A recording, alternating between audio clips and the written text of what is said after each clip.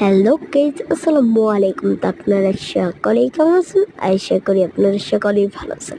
তো আমার এই দুই পাখির সাথে দেখতেই তো পাচ্ছেন একটি ছোট্ট একটি পাখি। ওকে আমি শিকারি করব, তার জন্য কিনে নিয়ে এসেছি। তো আরেকটা কিনবো, তো ওটা কালকে দেবে। তো দেখতেই তো পাচ্ছেন ওই জায়গায় বসে আছে, একটু পুরান খাঁচায় ওকে রেখেছি। তো পরে আমরা একটা নতুন খাঁচা কিনবো। ও শুধু ওই বড় পাখিদের সাথে মিশতে চায়। তো এখন আমি ওকে বাই করব, তো দেখা যাক কি হয়।